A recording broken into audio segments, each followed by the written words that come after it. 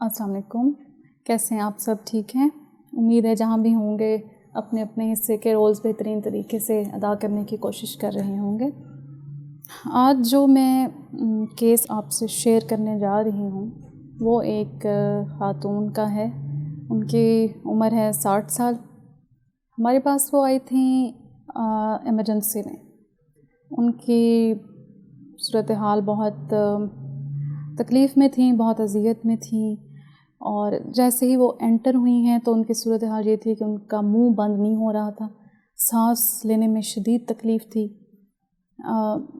हम उन्हें रिलैक्स करने की कोशिश की, उन्हें बिठाया, उन्हें चाहा कि वो थोड़ा सा डीप ब्रीदिंग करें ताकि उनकी सांस लेना आसान हो जाए, लेकिन उनका बहुत मुश्किल था। वो बार बार चीख रही थी, रो रही थी कि मेरा सांस जो है वो सीने में अटक गया है और बाहर आ ही नहीं रहा, मुझे इतनी मुश्किल हो रही है।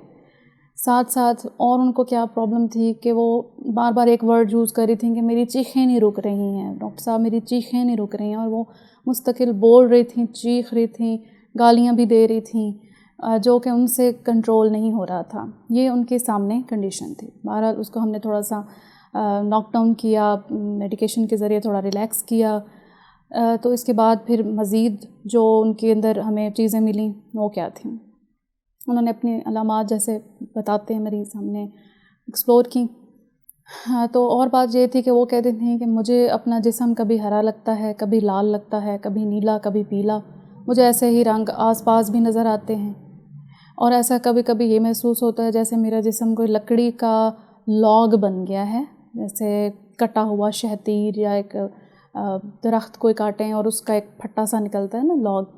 तो मुझे लगता है कि मैं वैसा कोई लॉग बन गया है जो अकड़ गया है और मुझसे मैं गिर जाऊंगी और मुझसे मूवमेंट नहीं हो रही है। ये दूसरी चीज़ थी।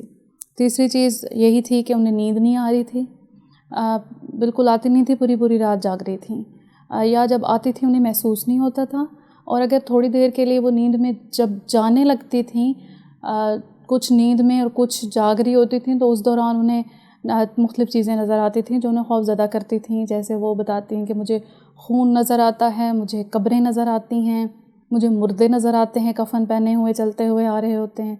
शदीद खौफ महसूस होता है जिसकी वजह से मैं उठ के बैठ जाती हूँ और मैं सो नहीं पाती हूँ।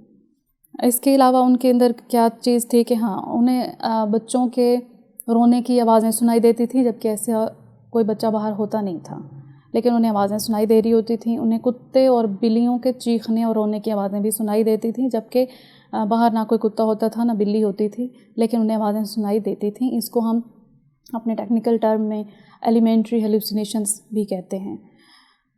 बाकी मसाइल यही थे कि उन्हें अपने जिस्म में मुख्तलिफ़ जगहों पे, जोड़ों में दर्द महसूस होता रहता था, सर में दर्द होता था।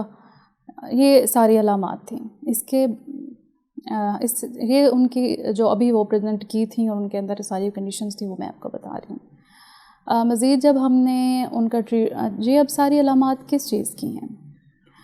ये सारी अलामात सीवियर केस है एंजाइटी डिसऑर्डर का। सीवियर किस्म की एंजाइटी में ये सारी अलामात हो सकती हैं। पेशेंट कोई साइकोटिक नहीं थी, पागल नहीं थी, बल्कि एंजाइटी की वजह से उन्हें ये सब कुछ महसूस हो रहा था। तो आप सोचें कि एंजाइटी किस कदर ख़तरनाक और तकलीफ़देह बीमारी है अगर ये अपनी सीवियर फॉर्म इख्तियार कर जाए तो। उन पेशेंट में तो बहरहाल हमें अंडरलाइंग, जब हमने एंजाइटी को थोड़ा सा कंट्रोल कर लिया तो अंडरलाइंग डिप्रेशन के फीचर्स भी मिले थे, तो हम उन्हें डिप्रेशन और एंजाइटी दोनों की लाइंस पे हमने उन्हें ट्रीट करके भेजा था। अपने घर एडमिट हुई थी हमारे पास। इस तरह के प्रैक्टिकल एग्जांपल्स देने का मकसद ये होता है कि बाज़ औक़ात मैं सिर्फ बुकिश नॉलेज थ्रो कर दूं तो आम इंसान को समझ नहीं आता, लेकिन अगर इर्द गिर्द आपको इस तरह की चीज़ें मिलती हैं, ऐसी प्रेजेंटेशंस मिलती हैं, तो आप समझ जाएंगे कि ये एंजाइटी की वजह से हो सकता है और इनको इलाज की ज़रूरत है, इलाज से बेहतरी हो जाती है। Thank you so much. अपना ख्याल रखें। खुदा आप लोगों की ज़िंदगियों में आसानियाँ पैदा फरमाएँ।